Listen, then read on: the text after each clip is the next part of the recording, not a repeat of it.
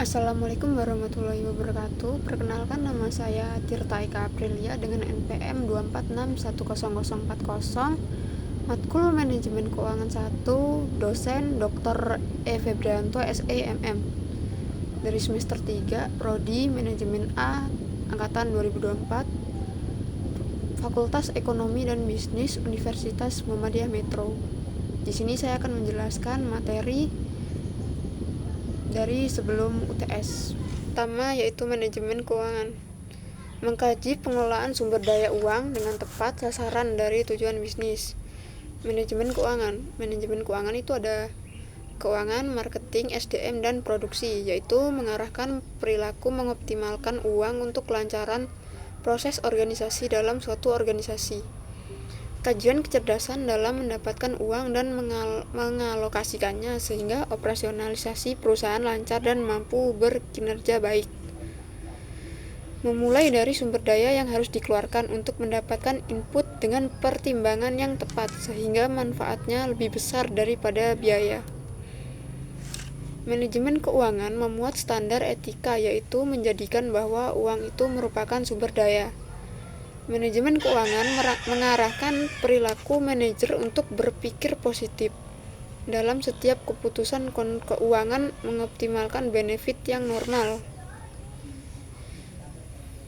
Pengertian manajemen keuangan bagian dari manajemen bisnis, yaitu aktivitas pengelolaan sumber daya yang dilakukan secara cermat sehingga pengeluaran yang dilakukan sejalan dengan tujuan bisnis.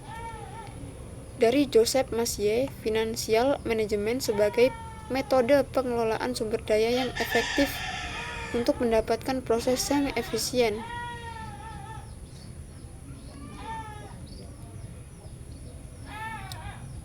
Menurut Goodman dan Dougal dalam bukunya Corporate Financial, manajemen keuangan adalah keseluruhan yang menyangkut perencanaan, pengawasan, pengembangan, dan administrasi keuangan yang digunakan pada bisnis. Manajemen keuangan selalu mengarah ke satu hal, agar setiap aktivitas yang dijalankan sesuai dengan goals yang telah ditentukan melalui pengelolaan sumber daya yang baik dan efisien.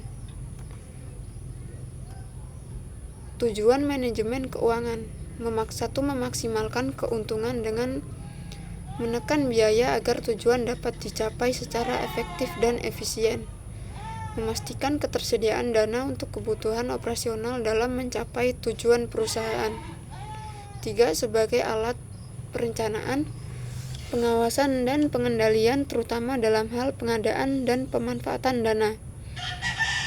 4. Memastikan pengembalian yang memadai kepada pemegang saham berdasar pada kapasitas penghasilan, harga pasar saham, ekspektasi pemegang saham, dan memastikan keamanan dalam berinvestasi dalam dan memanfaatkan aset yang ada.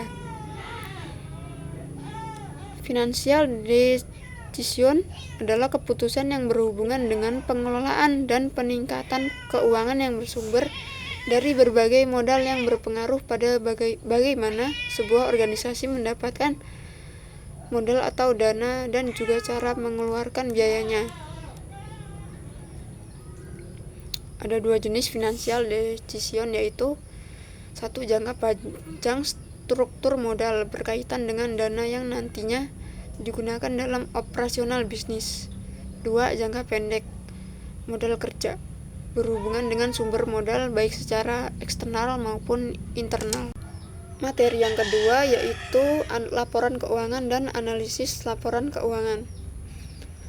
Laporan keuangan adalah catatan informasi keuangan suatu perusahaan pada periode akuntansi yang dapat digunakan untuk menggambarkan kinerja perusahaan tersebut. Laporan keuangan adalah bagian dari proses pelaporan keuangan. Laporan keuangan yang lengkap meliputi laporan neraca, yaitu balance sheet, laporan laba atau rugi, income statement, laporan posisi keuangan yang dapat disajikan berupa laporan arus kas, yaitu cash flow.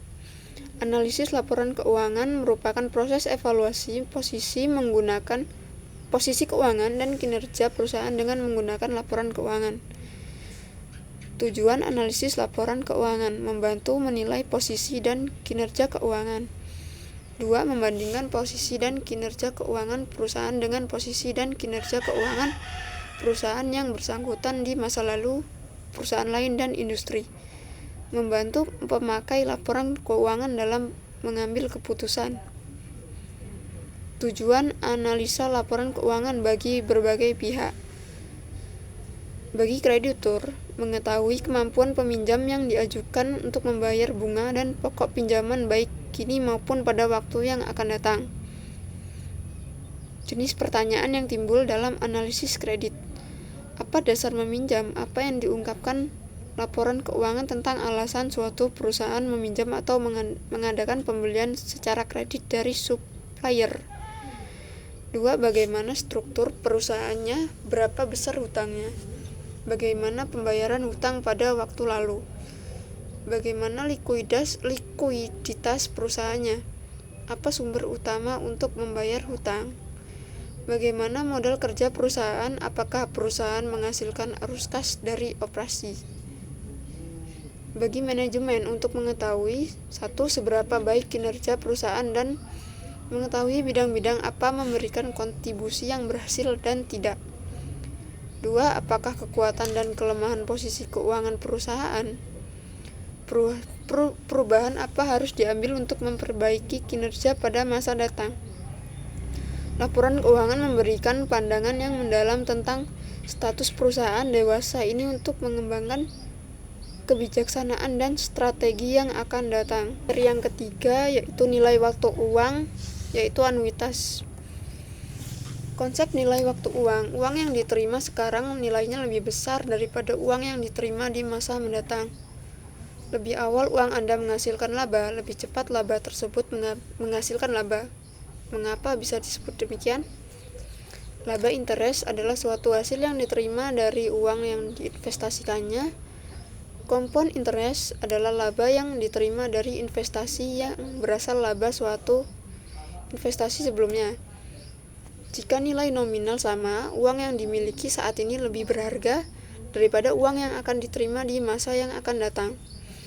Lebih baik menerima 1 juta rupiah sekarang daripada menerima uang yang sama 1 tahun lagi. Lebih baik membayar 1 juta 1 tahun lagi daripada membayar uang yang sama sekarang. 6 rumus utama.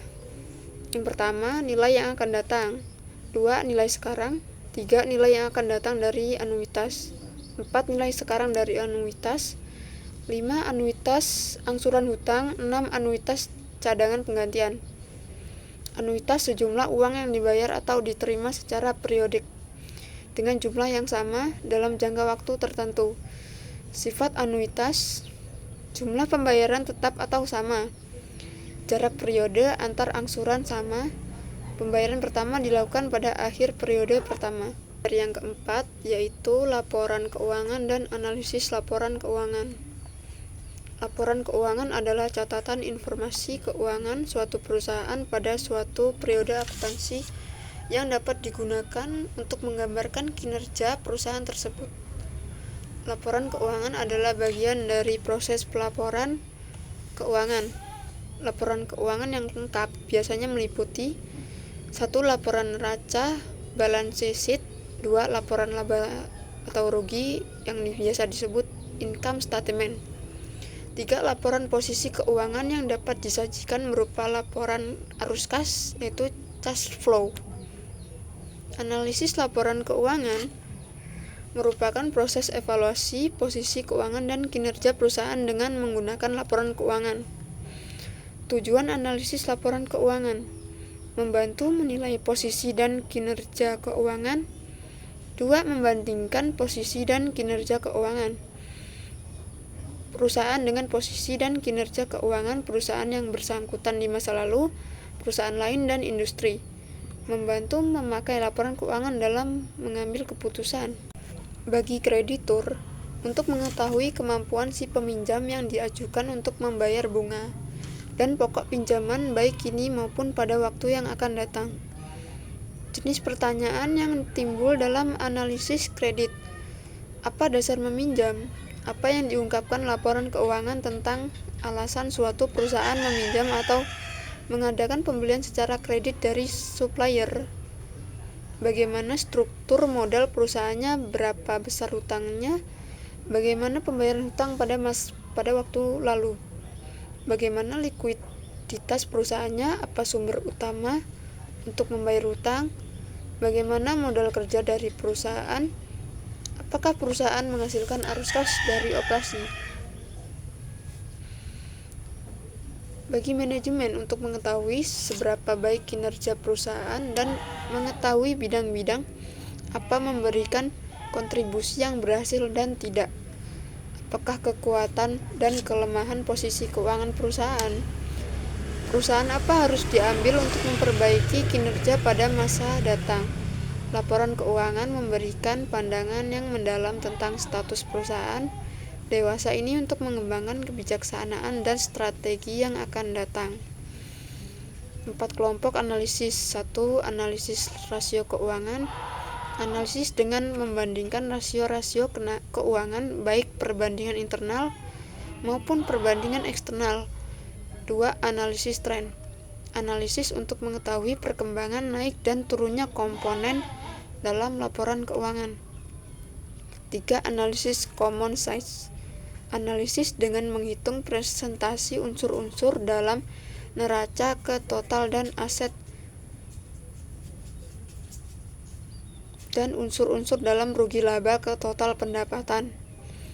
4. Analisis indeks. Analisis dengan menghitung persentase unsur-unsur dalam laporan keuangan tahun dasar. Jenis analisis rasio keuangan. 1. Rasio solvabilitas, yaitu solvensi, rasio yang menunjukkan kemampuan perusahaan untuk memenuhi kewajiban jangka pendek lebih besar lebih baik. Rasio aktivitas, activity, rasio yang menunjukkan kemampuan perusahaan untuk mengendalikan investasinya di aset lebih besar lebih baik. Rasio leverage, keuangan finansial. Leverage, rasio yang menunjukkan sejauh mana perusahaan mengandalkan pendanaan utang. Rasio profitabilitas, profitability, rasio yang menunjukkan sejauh mana perusahaan mampu menghasilkan laba lebih besar lebih baik. Berdasarkan analisis rasio keuangan, kesehatan perusahaan bisa dilihat dari tingkat rasio secara individual, perbandingan rasio dari waktu ke waktu dalam perusahaan yang sama, perkembangan rasio, perbandingan rasio keuangan perusahaan dengan rasio keuangan perusahaan lainnya, perbandingan rasio keuangan perusahaan dengan rasio keuangan rata-rata industri, kombinasi antara tingkat rasio, perkembangan rasio, dan perbandingan rasio.